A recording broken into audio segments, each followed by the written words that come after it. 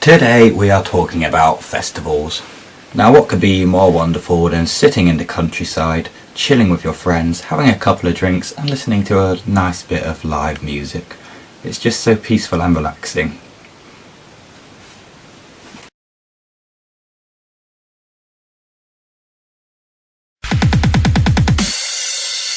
Alright, welcome back to Rock Cycle, and today this is a bit of what I'm going to call a festival survival guide. Sort of like tips and tricks for your first festival, or maybe it's not your first festival, maybe you've been to one or two before and you still want to know a few useful, handy things that have really come in useful for me. Now, why am I telling you about this? What makes me qualified? Personally, I've been to a couple dozen different major festivals all across the UK and most of Europe with me and my mates, and so we've got quite a bit of experience between us and we've learned quite a lot of things from our mistakes. So I think we've definitely learned a few things that have come in handy over the years, especially if you haven't been to a festival before. Now this video is more focused on the festival experience, such as the camping and stuff, etc. If you're looking for first live music experience, being in a crowd, etc., I'd recommend checking out my video of first concerts, which should be similar and hopefully is floating around here if I have managed to figure out how to do that on YouTube yet, who knows. But please watch after this video because I so desperately need the watch time. Now, first of all, first thing you have to do is choose the festival. Now, if you don't really know what you want to do this year, I'd recommend checking out my video, which will hopefully be up here, and I promise that as the last self-promotion of this video. But if you don't really know about that and that's no help to you, I'm going to say there's two types of people when it comes to festivals. There's the people that are there for the sesh, to get drunk, to be on a binge for 3, 4, 5 days, however long the festival is. And there's people who are there for the music, to see great live bands they really like, etc. And then you get people like me that are in between the two. So you need to consider that, to look at the type of festival you want to go to first of all. So you want to choose one where it's a bit more of a crowd, that's up for your sort of thing. I mean, you do get a mix of both at every festival, to be honest, but some are a bit more gauged towards one or the other.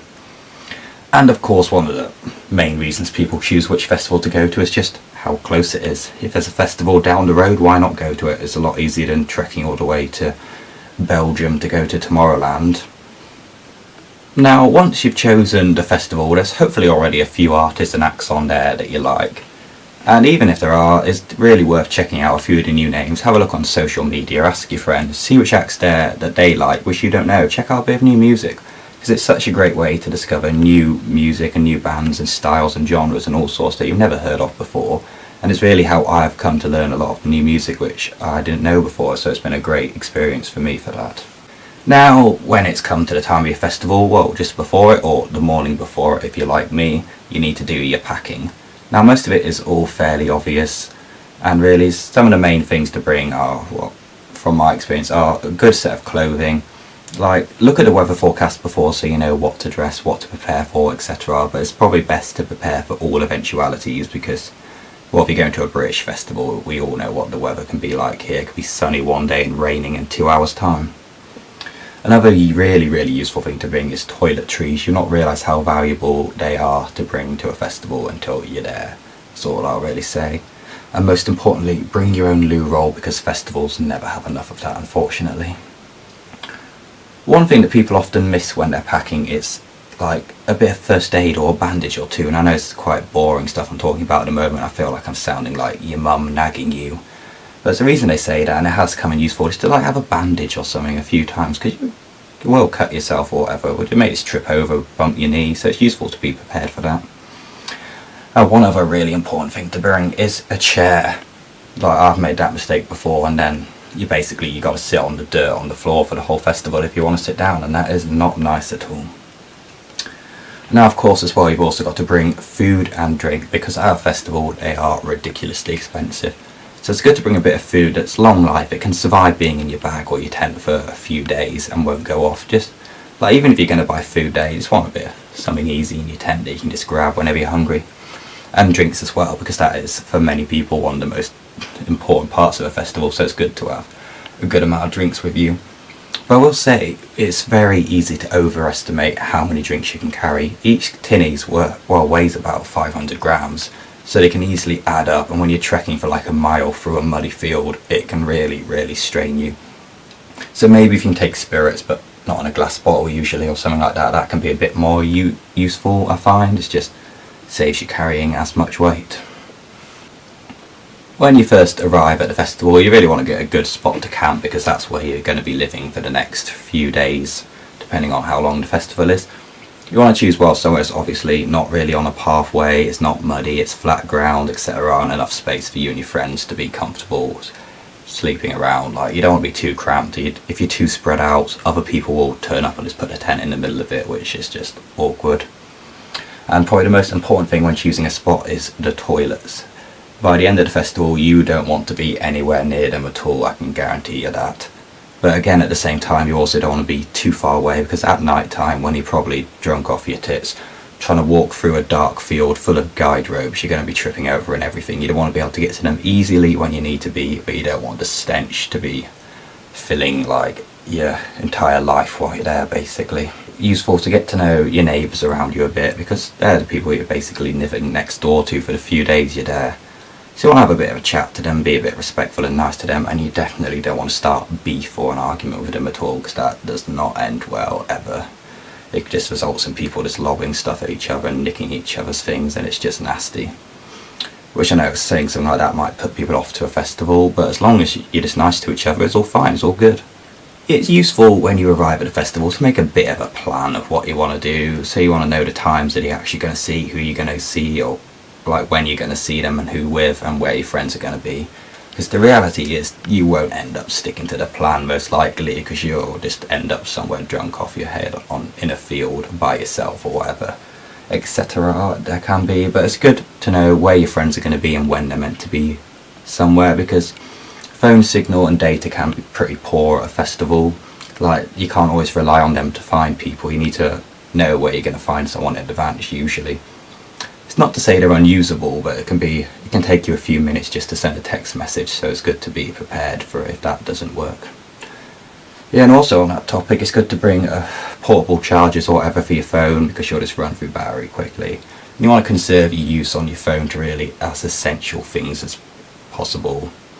And I would class Snapchats and Instagram as essential for that category, but you know what I mean, just don't go too mad wasting your battery, because it's a limited resource while you're there, and your phone is a very important thing.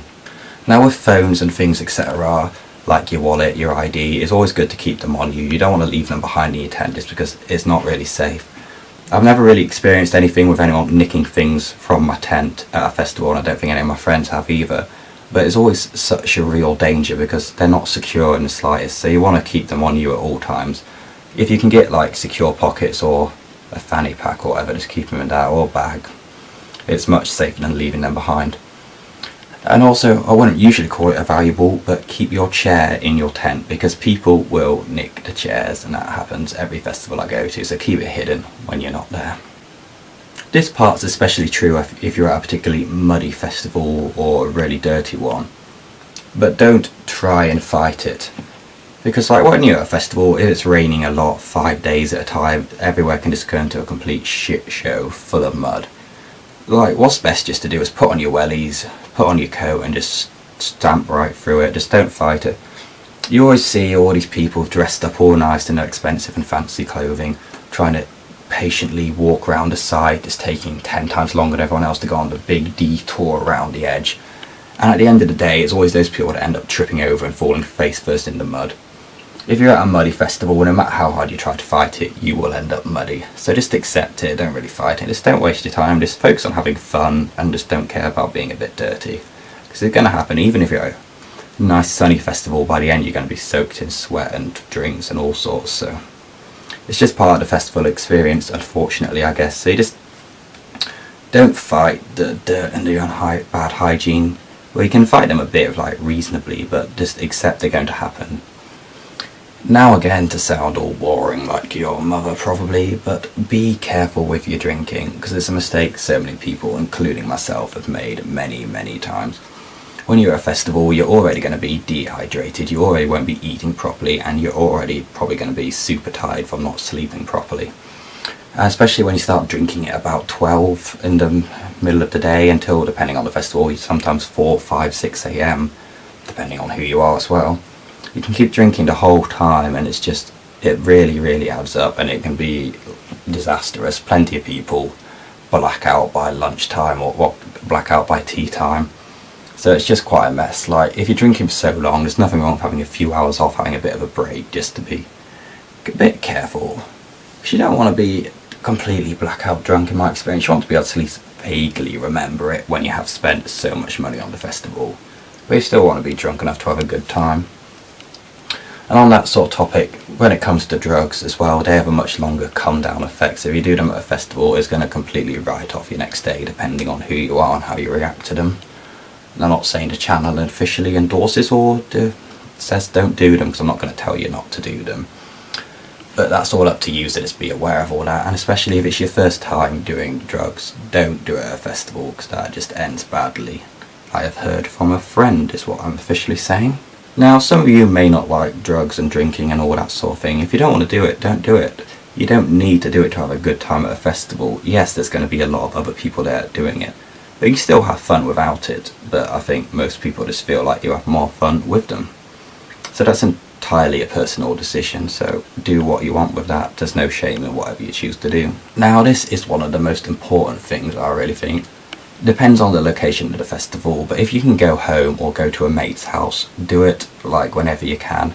Especially like you wake up in the morning, go home for a few hours, you can use a proper shower, use a proper toilet, and lie down in an actual bed, have a bit of a nap, and eat some proper food, because that really helps refresh you and wake you up properly for the next day, because it is very intense, so you're going to be very tired. So if you can have a good couple of hours of proper sleep, that really is a big help, I've found from my experience. Now, lastly, but most importantly, is have a really great fun time, and don't be afraid to embarrass yourself. You're going to make an idiot of yourself while you're there, but there's nothing wrong with that, because all your friends there, everyone else there, will be doing the exact same thing. Yes, you're going to be a bit of a fool, a bit of a drunk idiot, you're going to get emotional, you may cry, and all that sort of stuff, etc. It's just everyone's going to do it, it's just part of the experience. Just embrace it, don't try and spend your whole time trying to look cool, etc. Just have fun. And yes, it's going to be very intense, it's going to be a very tough time. So, but I can promise you that it is entirely worth it. It is the best time of your life, being at a festival. And that's why so many people go to them, because they are just a great time. There's no proper way to explain how great they are until you go to one yourself and truly experience it. Now, I'll say that just about wraps up this video, I think. That's all I really had to say on the topic. So, well, if you've got any questions or comments and whatever, do you want to let me know down below? If you fancy clicking like, would mean a lot to me. And if you want to subscribe, that would mean a great deal to me, as we're currently pushing towards 100 subscribers, which will be a great deal for the channel personally. It'll be a bit of a success. So with that, I'll see you in the next video.